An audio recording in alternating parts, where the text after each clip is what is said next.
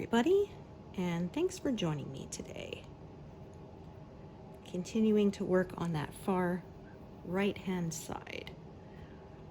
I am not starting at 0 today because I stitched a bit beforehand, 64 stitches. So I'm just going to continue on from where I left off. And we'll see how diagonal I work today. I had some technical difficulties this morning. I started stitching and filming, and things did not go according to plan. So this is take 2. I don't really remember what I talked about, so I may repeat myself. I don't know. Because that is sometimes what happens when I when I run into tech difficulties like that. So there we go. And the air quality here today is not terrible, but it isn't great either. So we'll see how much I talk, because my throat is a little bit sore.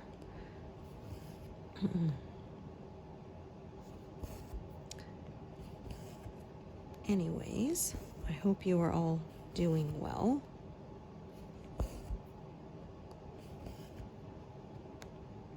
I am doing pretty well myself. So let me see. I filed that envelope back in the wrong place.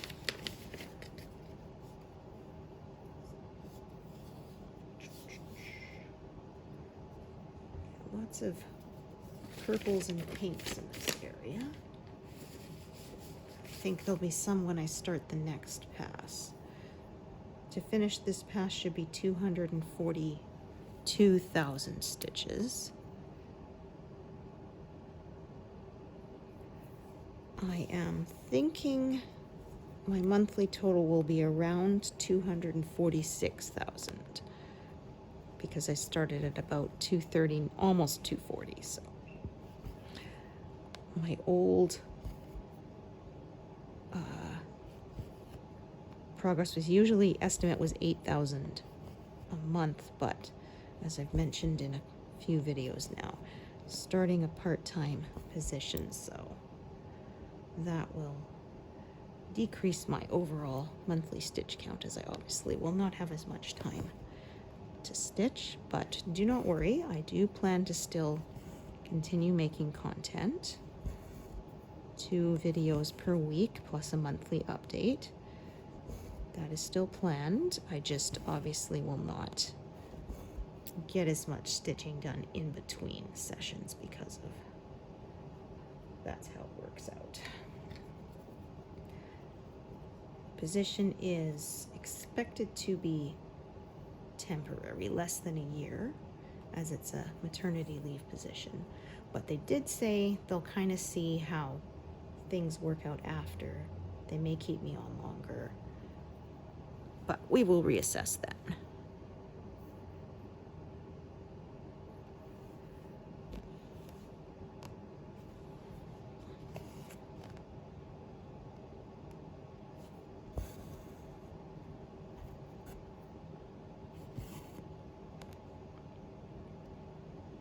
Heaven and Earth Designs put out another pattern by this artist recently that I'm thinking I may have to get. It's called Beacon of Hope, I believe, if I'm remembering correctly, and it's a lighthouse, obviously, so a shoreline lighthouse. It's got hummingbirds in the foreground around some flowers. Very pretty. But I have already made a lighthouse cross stitch, and I have already made one with birds, not hummingbirds, but this one here with the peacock. So I don't know if I'll actually stitch it, but I'm thinking I do want to get it.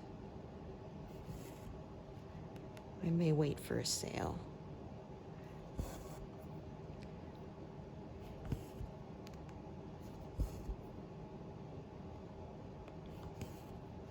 So I was talking on other videos about my love for the Oreo cookie, but not the filling. And they used to, in Canada at least, they used to sell just the wafers, and I loved those. They sold them like in a sleeve, and I could sit down and eat a whole one in one sitting. They were so good. And they discontinued them a couple years ago, and I was very sad because I liked those. And I tried a recipe using Oreo crumbs that I found online, but I was not happy with them. They were almost like a sandy kind of texture, and they had egg in them, which I think might have been part of the problem. And yeah, I just overall wasn't happy. Like, my husband enjoyed them as chocolate cookies, but they were not what I was hoping. Anyway, I found another recipe and tried it, and this was so good. It has no eggs. It uses golden syrup, which I think might be part of it. And they have that nice little bit of crispness to the texture, which is exactly what I was hoping for. And the recipe that she made does call for also filling, but I just obviously did not bother making the filling. And I think if I make it again, I'll put a link to it if I remember. Remind me if I don't. I think that I'll say, because I do plan to make them again, that when I make them again, I will probably add just a little bit more sugar or golden syrup, because I found them not quite sweet enough without the filling. I want them just a teeny bit sweeter, but they were so good. I was really happy. You roll them out really thin, and because they don't have egg, they don't really rise, which is of course what I wanted, the nice flat wafer cookie. They got that little bit of crispness to them. They were so good. The only difference is the recipe they gave called for Dutch cocoa, but when I went searching for it, I discovered that nobody in town carries it, and I looked online and it was $50 for just over a pound for half a kilo. Because for those of you who don't use kilos, kilo is about 2.2 pounds, I believe. So I am not paying that much. I am too cheap. I said maybe if I was like a professional baker who needed it for someone's wedding cake or something, I might, but not for cookies, just for me to snack on. So I just used regular cocoa, so that may have changed the taste a little bit, but I really liked it. And it's good because my first batch I made, I put in too much cocoa, and I remember tasting the batter and thinking, wow, this is really bitter. And then I looked at the recipe again, and they gave it with the first measurement they gave was in ounces or grams. And then the second measurement was they give it in the standard cups and spoons. And for some reason, when I was making it, I accidentally look at the ounces instead of the cups. And so I put in almost 3 times the amount of cocoa. That'll definitely make it bitter. Oh. Yeah, that's what I get for not reading it carefully enough. But the second batch turned out perfect. Like I said, I'd like it a tad sweeter, but no big complaints. It was really good. I like my cookies either crisp or very chewy, but I don't like them sort of in between. And the first recipe I tried was kind of like that. And like I said, they were kind of almost sandy texture. It was not what I was looking for. I tend to prefer cookies that are made without eggs, I find. I have a really good chocolate chip cookie recipe that I believe was an industrial recipe. My sister found it in a cookbook. I can't remember where. Oh, do I not? Oh, what have I done here?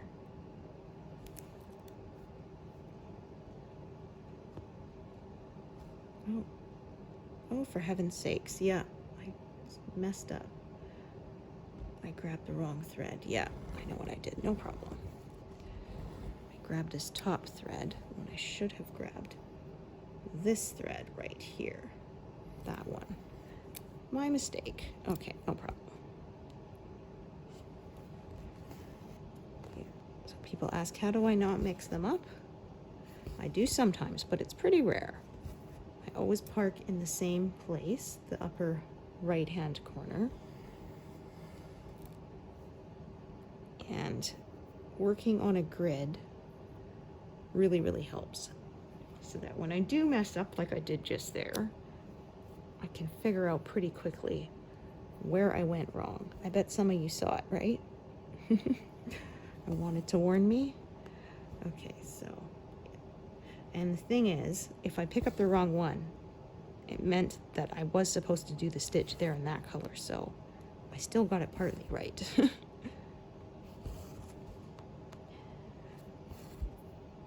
It's very, very rare that I mix it up so badly I don't know where I went wrong. I went on the wrong side of the grid line, but because of my grid, I was able to figure that out pretty quick. Alrighty. Anyway, I was saying about the chocolate chip cookie recipe. I think was a industrial one because it called for like 6 cups of flour and like 8 cups of oats, and so my sister reduced it to a regular size recipe, so it makes, I think, about 4 dozen cookies. And it does not have any eggs in it, and I think that's why I like it. It has a little bit of almost crispness to the outside, and it's really nice and chewy, soft on the inside. So good. And I was exchanging recipes with a friend who said she wanted one without eggs because someone in their family has an allergy, and I said, oh, I have a really good one. And then she said, I don't like oats. And I said, well, you can replace the oats with more flour. I did that once actually because I forgot that I'd run out of oats, and I started making the recipe, and I didn't feel like stopping in the middle and running to the store. So I believe it called for 2 cups of oats, so I substituted like 1.5 cups of flour, I think, something like that. And the texture turned out pretty much the same. I was really happy with it. So normally I'm good about writing down when I am about to run out of something so that I can buy more, but for some reason I forgot that time. And if it's not on the list, I will not remember it. I mean, half the time, even when it is on the list, I will still forget it. Or I write the list and leave it at home, and there's been a few times I had to call home and ask my husband or my son to please text me a picture of the list, because it's always on the kitchen table. I asked my son to read it to me once, and he's like, Mom, I can't read your writing. I'll just text you a picture. I'm like, okay, that works. I can usually read my writing, although not always. I wrote mac one time really quickly for macaroni because the timer was going off, but I didn't want to forget, so I kind of scribbled it. And then later I looked at it and I'm like, what does this say? Meh? Mew? And it wasn't until later I went to write macaroni down again that I went, oh, that's what it is. Oh. And it was funny because I posted it and my sister's like, I will figure this out. And she actually did right after I figured it out. I said, well, if anyone was going to be able to figure it out, it would be you, right? Oh.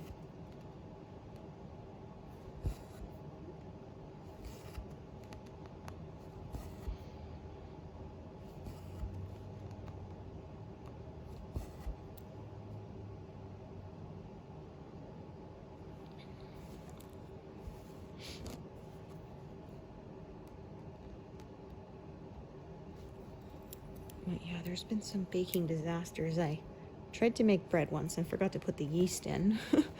Whoops. My sister and I made muffins when we were kids, and my sister accidentally used the tablespoon for the salt instead of the teaspoon, so yeah, it was not edible. And it was unfortunate too because we actually got the texture really good. Usually people tend to over mix muffins and you get those weird peaked looks and they get tough. And we actually mixed it just the right amount, and it was like our first time making muffins too. So it was pretty good for a beginner, but unfortunately, they were so salty, it was inedible. We ended up crumbling them up and putting them out for the birds because no one else was gonna want it. Oh, okay, I think this one, oops, this one I'm gonna tie off pretty soon. It's gonna run out and I'll take out over with the other strand.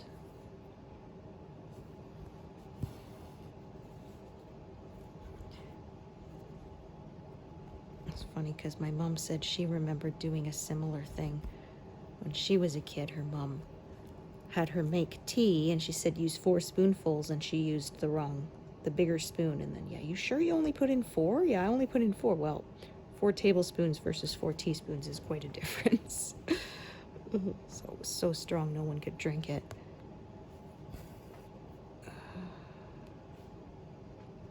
Just pull this further down here.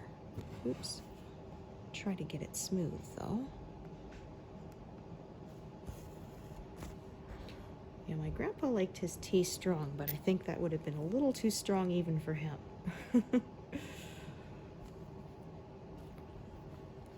It was funny. He only drank proper English tea because my dad's parents were from England, and we would drink herbal tea and he'd call it twigs and petals, but it's like, okay, but your tea is also leaves. So how is it that different? It's just different leaves.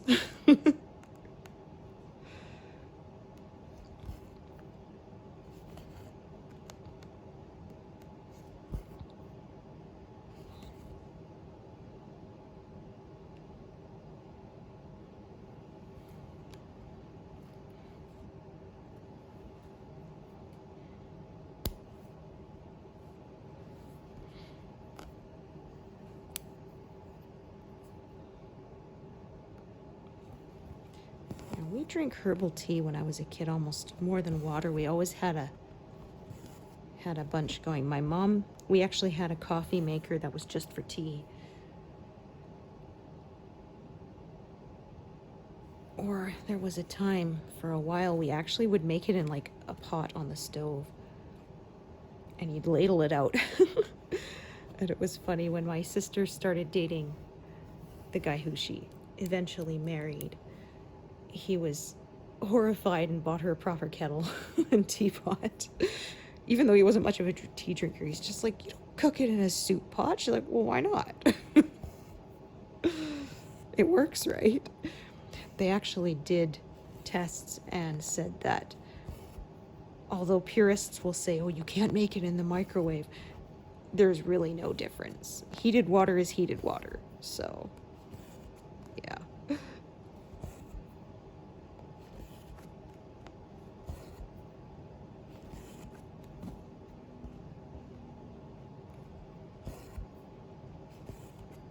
Used to be a huge tea drinker, but not so much anymore. On school nights, I would make my son a cup of the sleepy time tea, which was chamomile and I think hibiscus or something. Yeah, and it would help him to sleep at night.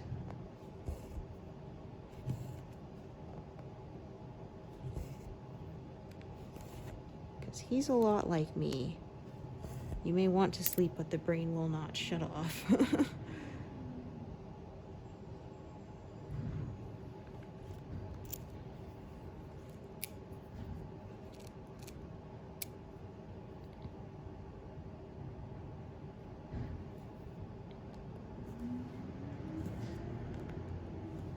So this one is very close to the edge. I'm not going to pin stitch it. I'm going to draw it along the back of the other stitches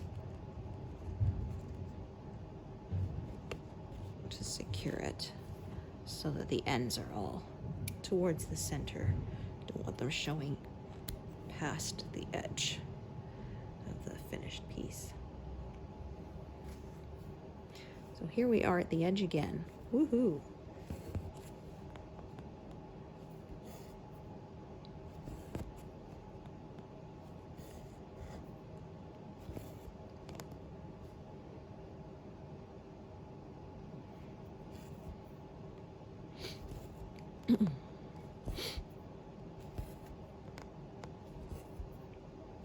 My fabric is not perfectly taut on the edge. I did use some homemade side tensioners, but they're not perfect, but good enough. I admire the people who can stitch without a hooper. They just stitch in hand. Like, that would drive me totally mad.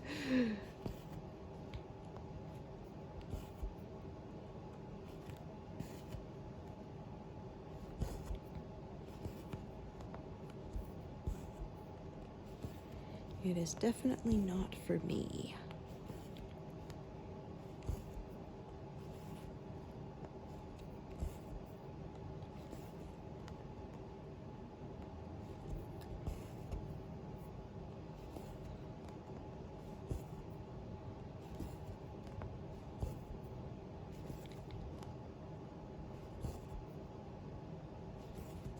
So I may reach 80% done this month. We will see. That would be exciting. As I said, my monthly stitch count will be lower, so we'll see. I was managing close to 3% before, so 2% is probably doable, because that is around the 6,000 stitch mark. A little bit over it. And I started this at 78 and a bit, so. But as I've said before, I don't make it a goal because then I get stressed out and that's no fun.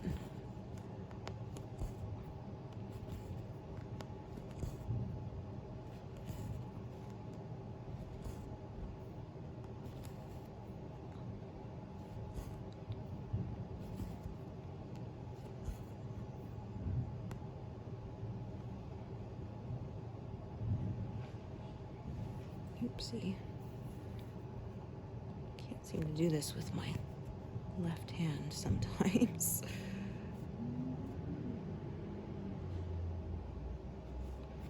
There.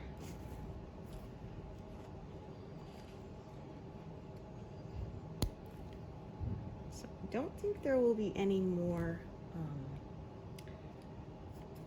zeros in this session, or section, I should say. Blah.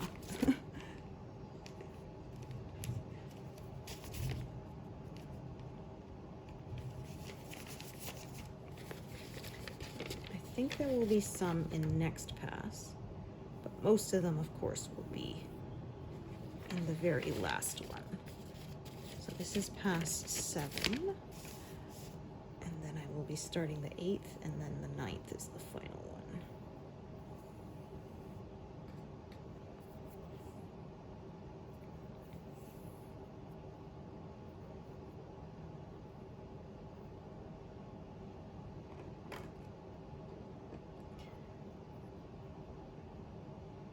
My original estimate to be done was going to be, first I was hoping for the end of the year, but that ain't happening. Then I was hoping for by next Easter, but with taking a new job, that's unlikely. So I will say June of 2026 is what it's looking like.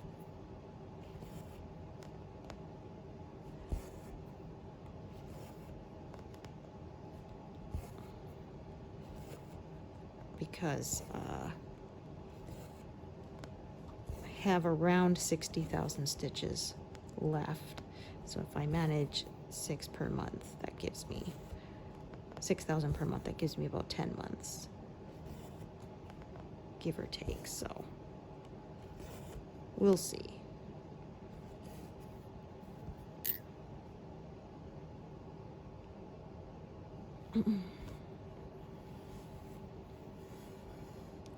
Okay, so I have have that one there, and I have this one here.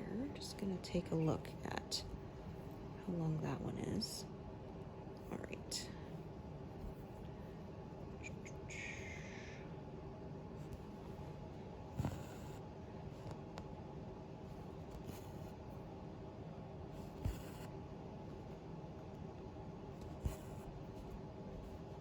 Is that okay? That felt a little funny. Nope, there's no knot. Okay. Just double checking.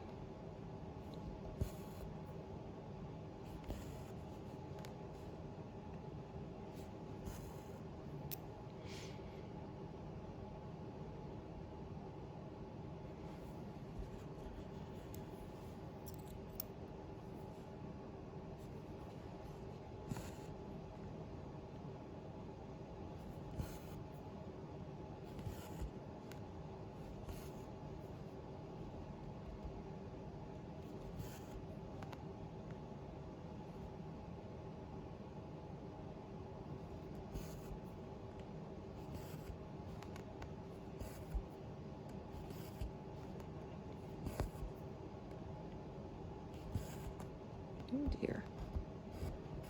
That was no good. Oopsie. My gosh. This piece of thread does not want to cooperate.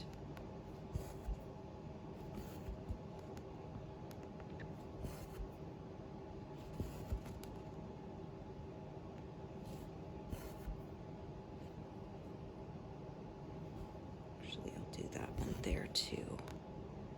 At the end.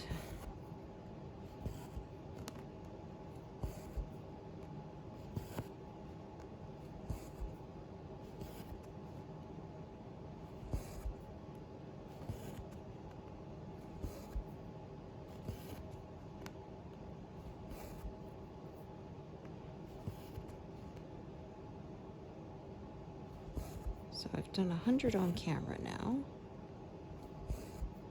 just over, because I started at 64 because of tech issues. You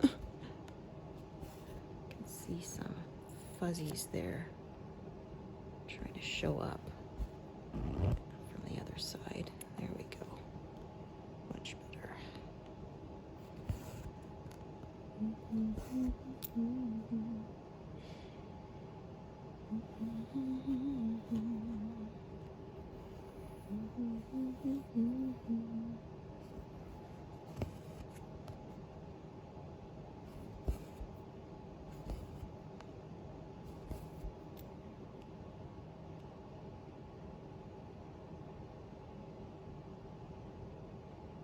All right. Oops. Let me see. I believe I decided to carry this one up from the bottom.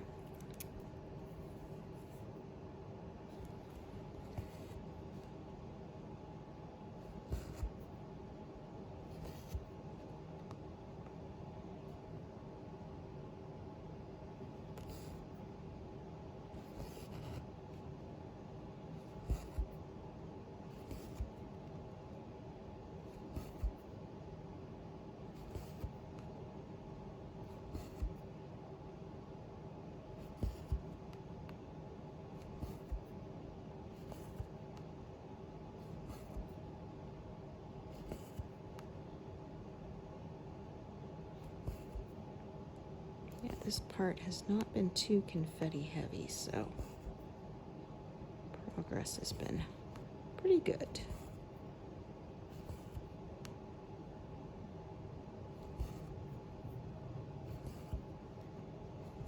Okay, put that there.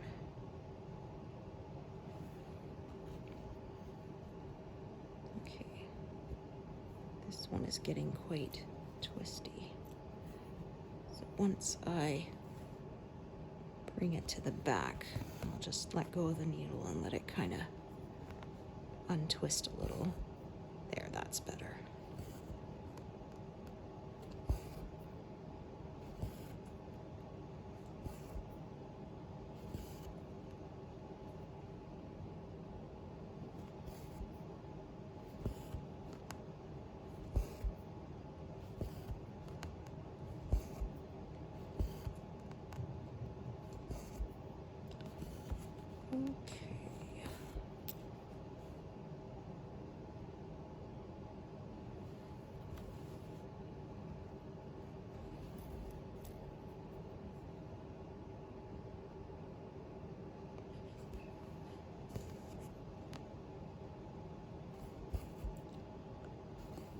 just juggle these two threads for a little bit.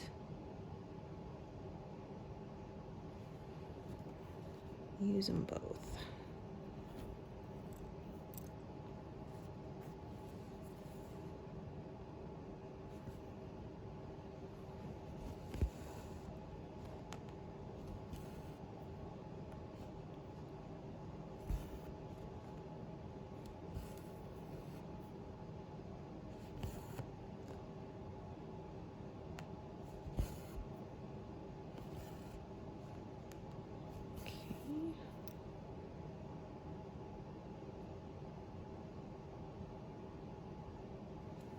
Another one I'm gonna bring up from the bottom here.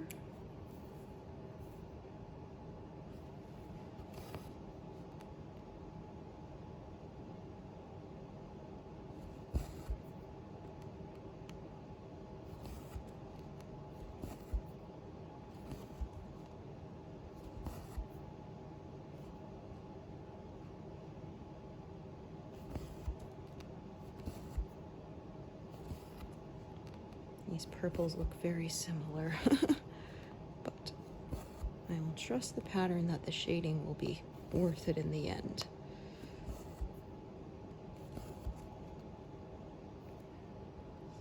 So I did those, and then I'm gonna do these.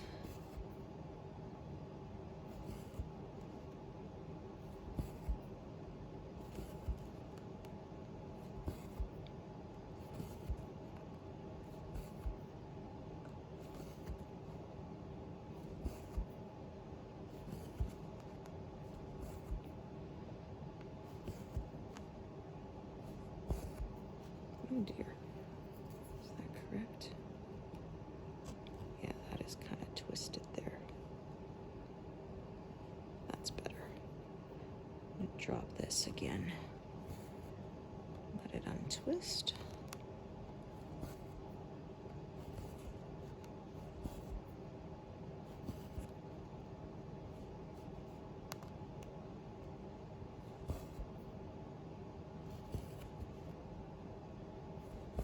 That.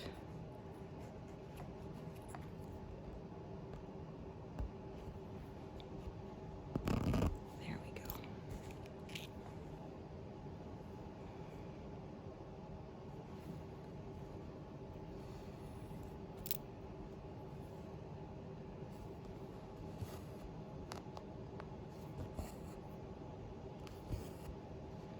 So this color, it'll probably be a while till I get to it again. So I will park and probably unthread it. Yeah. So I usually have about 8 to 10 needles live at any one time in an area.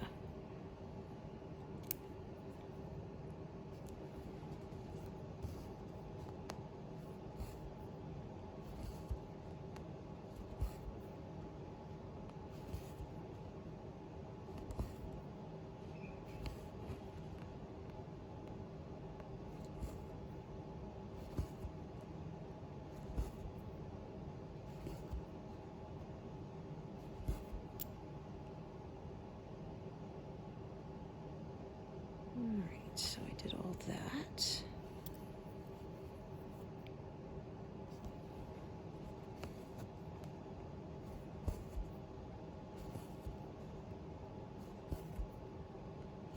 Yeah, I think I will finish filling in this square, and then that's probably where I'm going to take a break. So past 200, woohoo! But I did do over 60 of those before.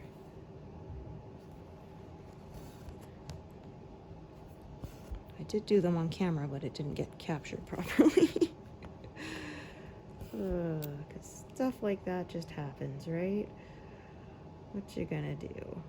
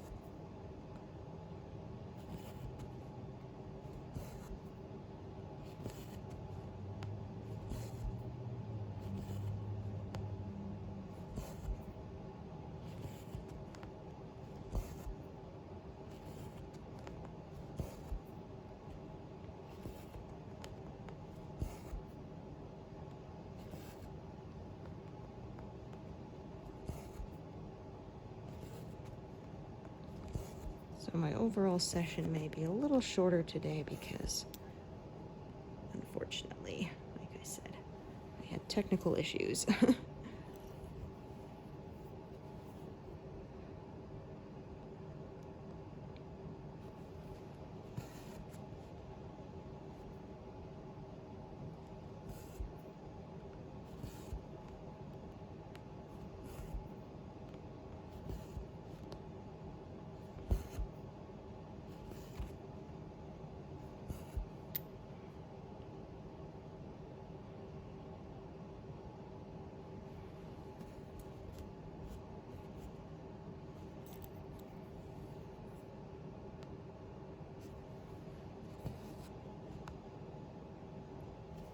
Out perfectly, I think.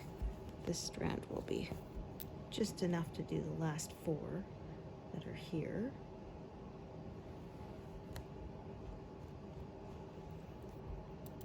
It should be good.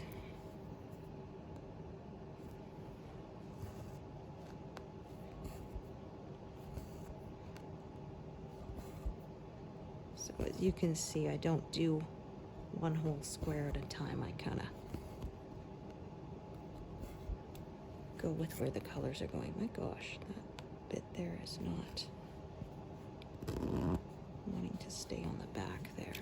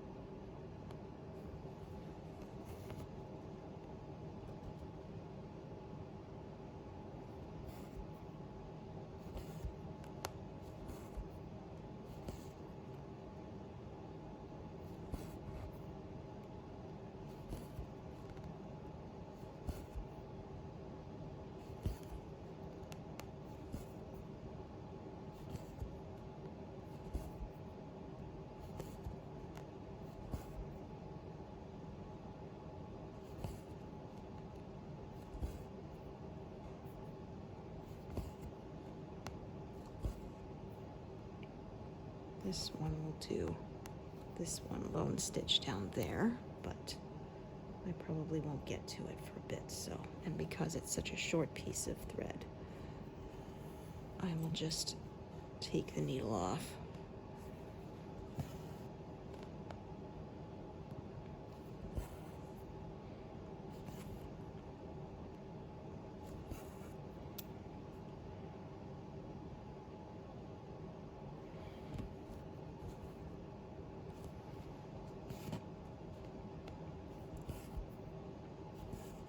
I have seen people do parking with just a single needle, but that is not for me.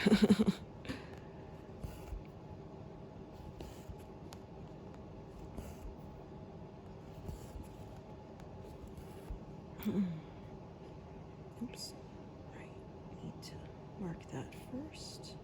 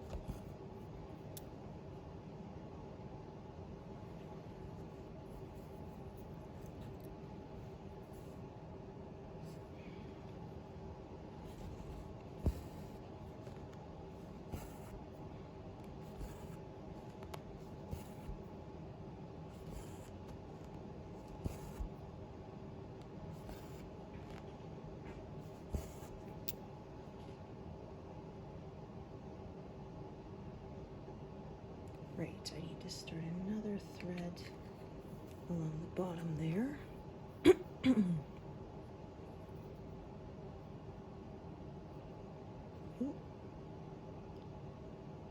How don't tie a knot in it. Oh dear. There we go, that's better.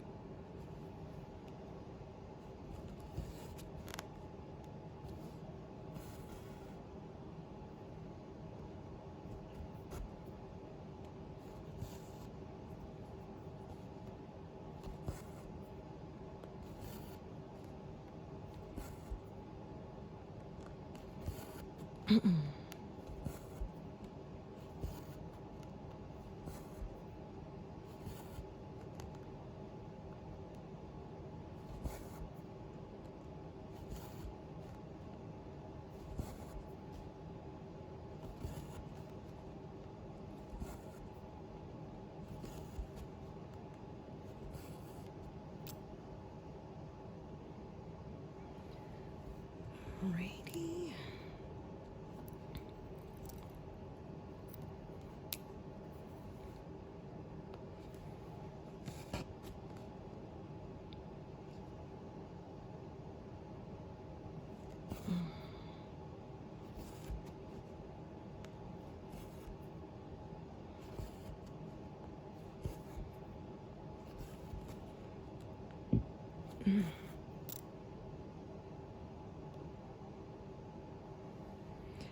Believe this one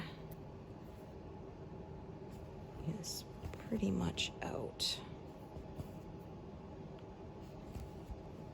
So I'm going to tie it off.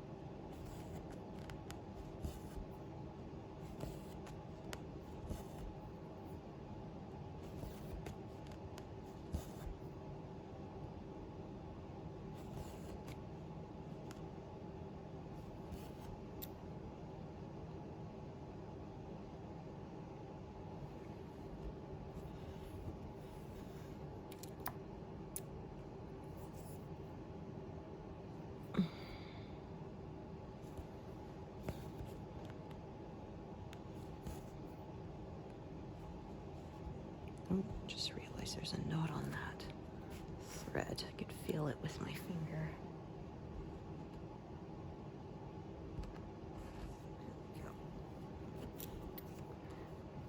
I want to catch those right away.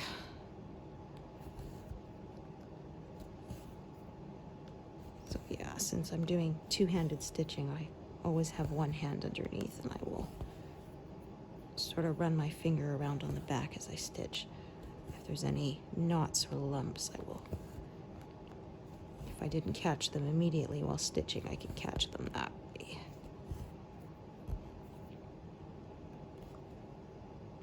Yeah, nothing else close by, so tie that one off.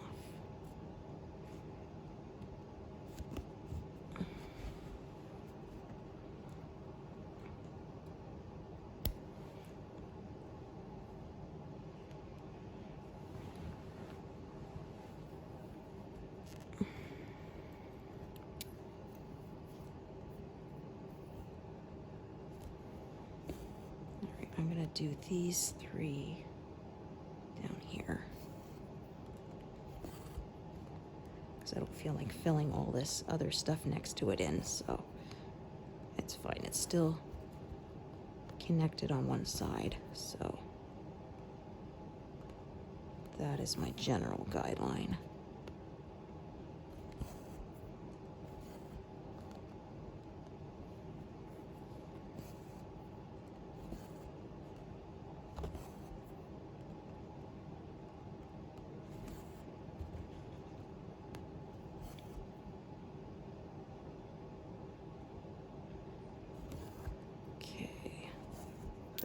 There.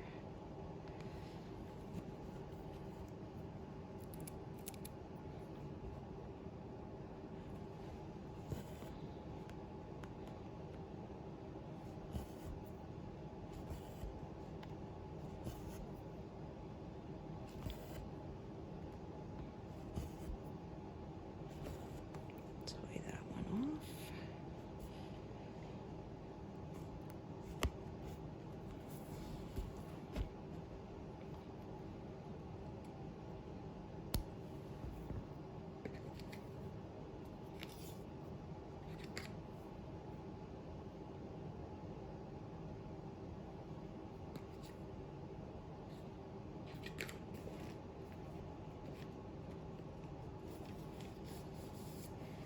This is another color. Yeah, I can pack away.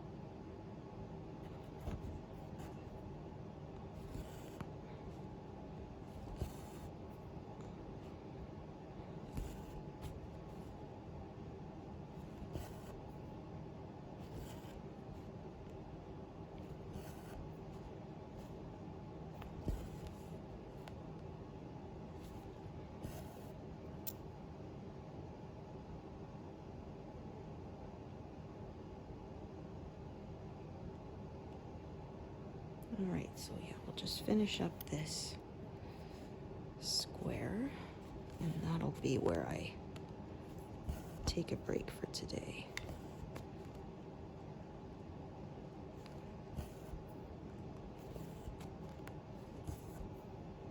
Still means I did over 200 on camera with you all, because I started at 64, and we're well past 264 now, so I will be happy with that amount.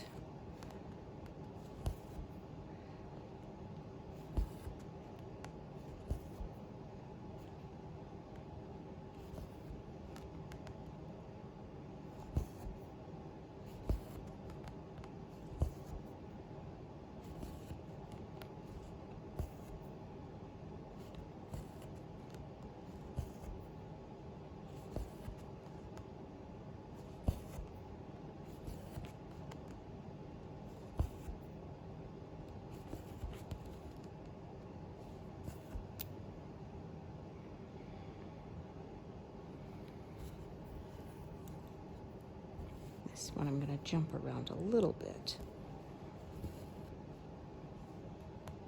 Or maybe not. I may actually just leave a couple stitches in this section undone.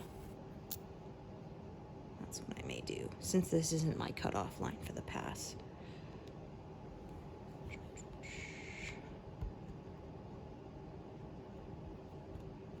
I'll say close enough.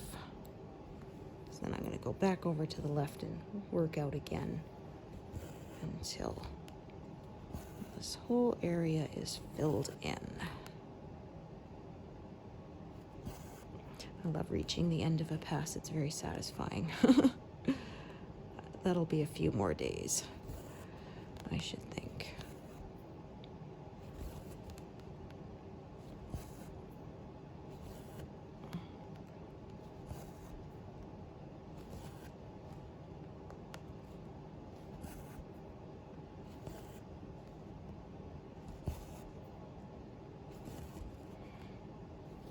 Generally don't stop right at the lines except when I'm doing the cutoff for a pass.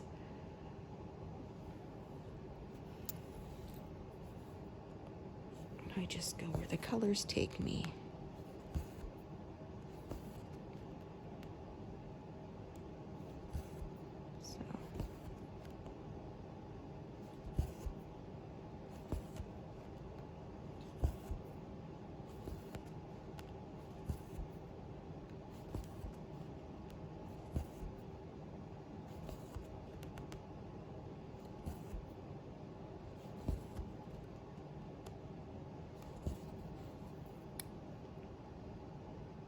That one and this one, and I think that is where I'm going to call it a day. So not perfectly filled in, but I sort of went 3 stitches here, so if I'm 2 stitches shy, it kind of works out almost even.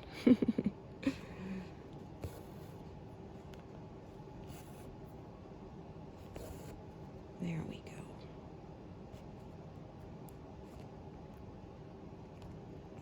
Try that again. Sometimes when I'm drawing across the back, I have to be careful that the needle doesn't come up through to the front, because obviously you want all the ends to remain on the back. So 285, almost 300, but that is where I'm going to call it a day. So thank you so much for joining me today, and hope to see you here next time. Thanks everyone. Bye.